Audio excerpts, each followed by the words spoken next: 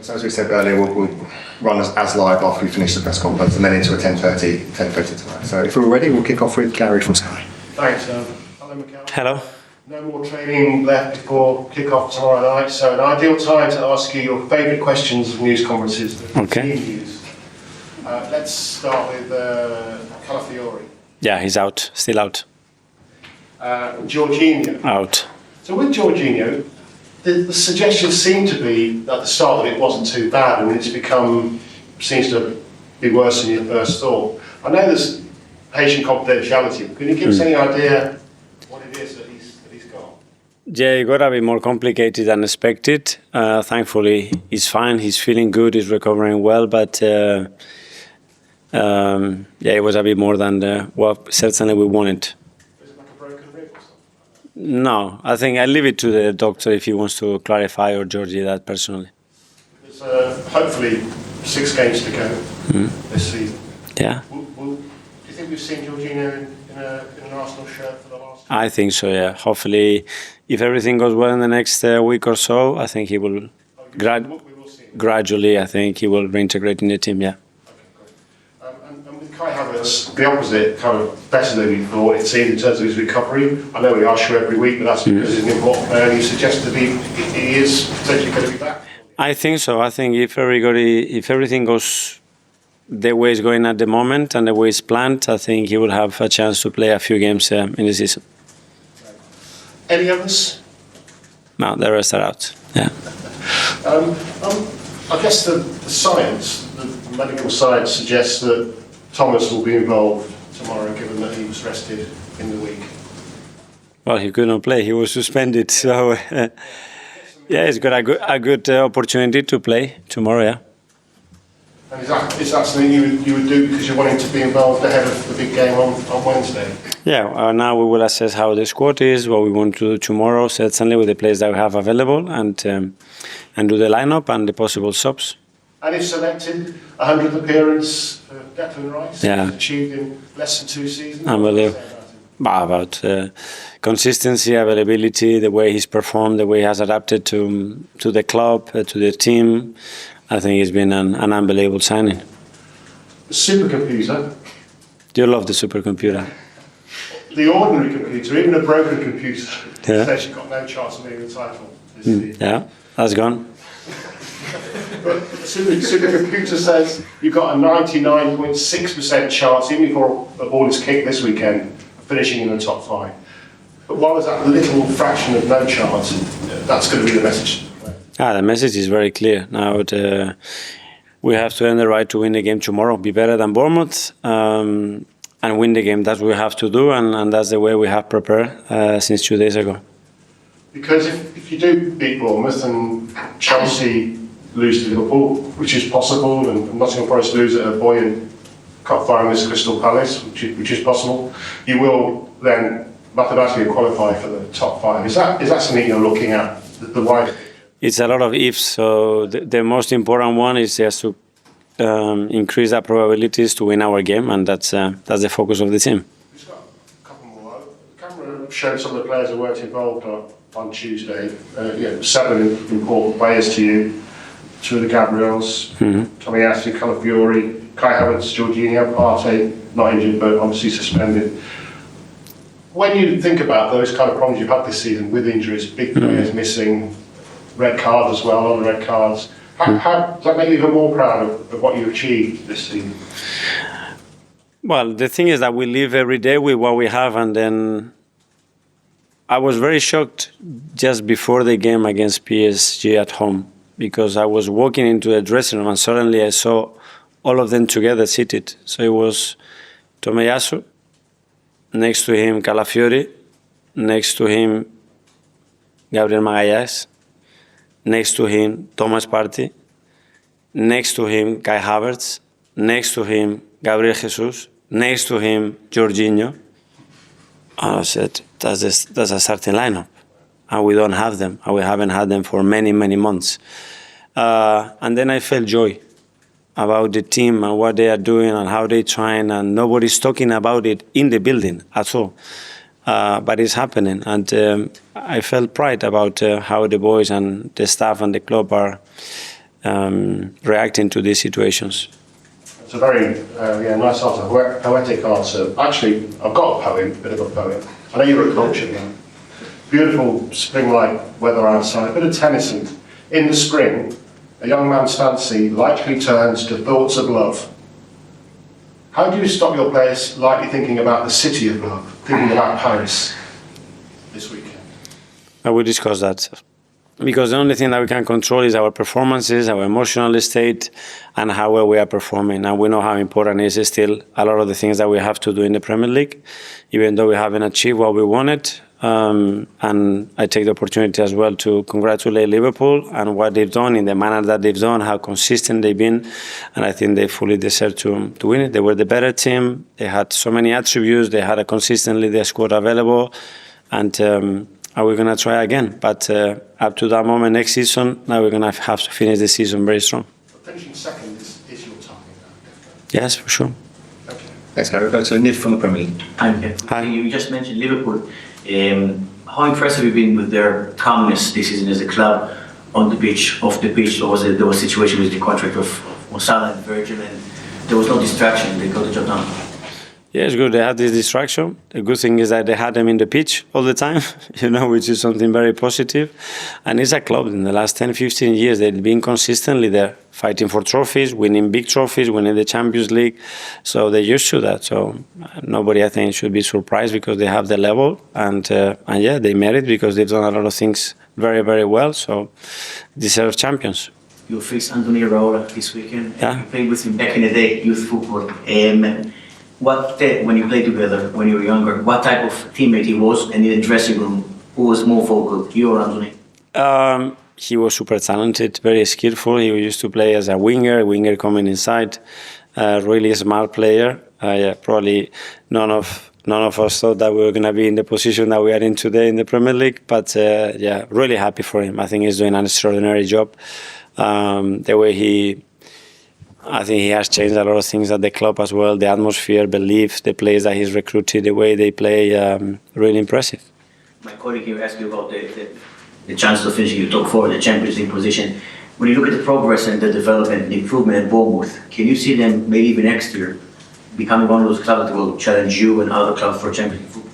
I imagine. I think in the Premier League, every club that is in this position, they have the opportunity to do it because now they have the consistency in the league. They have very, very good players. When you look at the players and the setup that they have, is really impressive. So, yeah, for sure.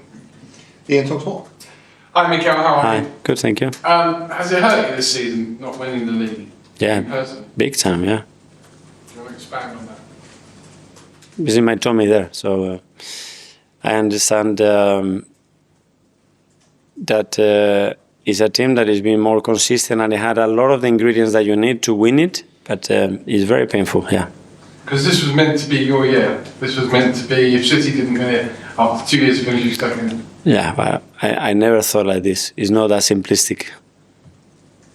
In terms of next year, how do you have less injuries? How do you walk into a change room next year and see less of your starting 11 out injured and more of your starting 11? That's another discussion. We have so much to play for still in the two competitions, Premier League and Champions League, and the focus is there. At the end of the season, we have many weeks to reflect and do the work that we are already preparing to give you much better answers. Is that one of the key things you've got to do, though? To work out how to get more players on the pitch?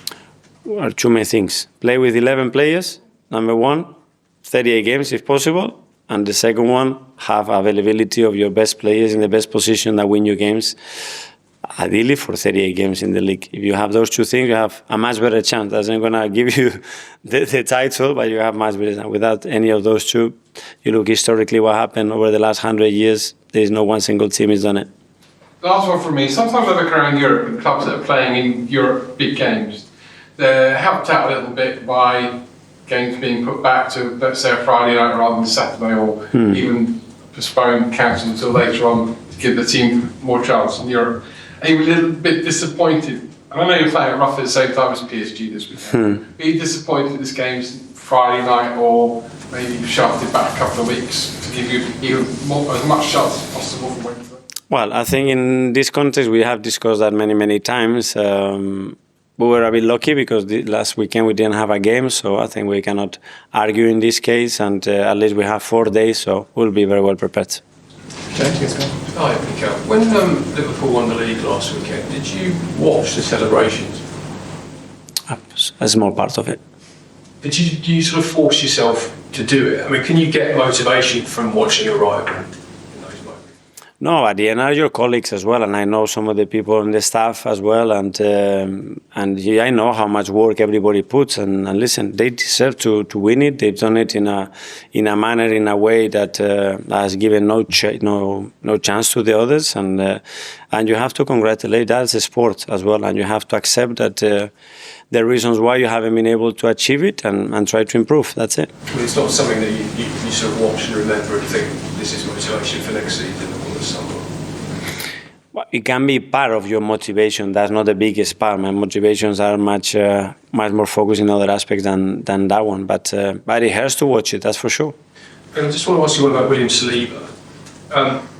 We've sort of seen recently how the kind of Real Madrid machine works with all the remontada stuff, and it's quite similar with transfers. It feels like the gears are going through upstairs in Spain. Can you sort of nip all that in the bud early and say that he is not going to go anywhere this summer? I leave those kind of things more for Andrea and the club to talk about. What I'm certain, because I had the conversation with him, that he's so happy here, that he wants to continue with us.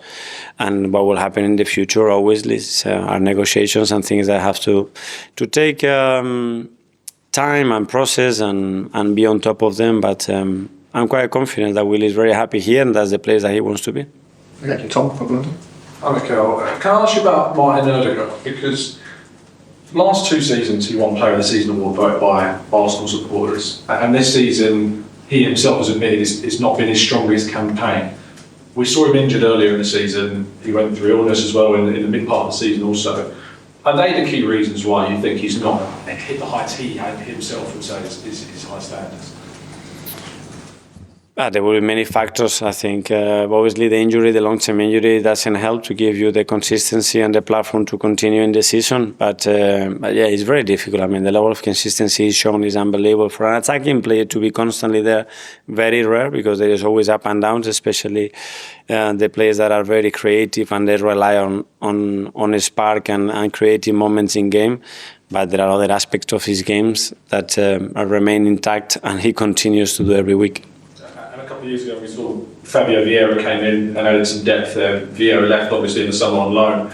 Is that position, the attacking midfield, an area that you'd like more competitive depth, perhaps if there's a chance to rotate players or to get players out? We have a lot of options there. I mean, Mikel can play in that position. Declan, we have Ethan there, that is his main position.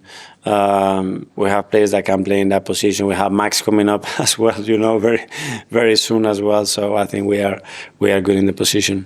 Okay, last copy in this section. Jordan, Athletic. Hi, Mikel. You're talking about the row of injured players you saw and the fact that you feel like no one's speaking about the fact that Arsenal are still Liverpool's closest rivals this year. Do you think if we were able to finish second again for the 3rd year in a row, that, and because of the injuries you've had, this would actually be a bigger achievement than the last 2 seasons? I don't know. It's not for me as well, really, to judge. I'm going to have a very clear opinion because I see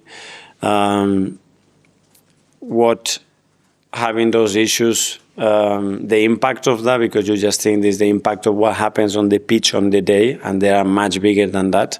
The numbers that we have trained with this season, I never experienced it before in my life. But it's a lot of learnings to take, and a lot of to take to the team, to the club as well, to learn, and a lot of things especially that are going to make us much better. Because, as you say, a lot of people have had to step up when people have been missing. One of those is Kiwior, with Gabriel. When you speak to people about Kiwior, they always say he's a really quiet guy, sometimes a little bit introverted at his other clubs. Have you seen a difference in him and how his confidence and how he carries himself the last month? I don't know, he's so likable, everybody really loves him in that dressing room. He's very vocal on the pitch, he has obviously had a language barrier at the beginning when he joined us. Now he's much more open with the boys, and he gets on really well with everybody, so very happy with him. Simon? Yeah, can I just ask, you name-checked Max there. Is he part of when you're doing your squad planning for next season? Is he someone you factor into it? for the near future. Yeah, I think let's see how this evolves, but we certainly got a big talent there. And can I just ask you one on Bournemouth? In terms of teams you could play before PSG, are they actually quite a good side given, if you look at the way they press, I think they're close to the best in the Premier League. They might offer you something similar to what you'll get from PSG in terms of the starting team. Well, certainly in terms of intensity and how they approach every duel, in the way of playing they are a little bit different, but they want to achieve things that are very similar to PSG in certain ways. So yeah, it's not to practice about them, it's just to be very efficient and very good in what we have to do against them to play the way that we want.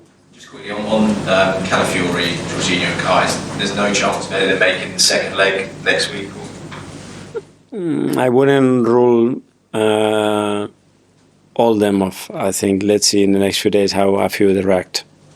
Okay, that finishes the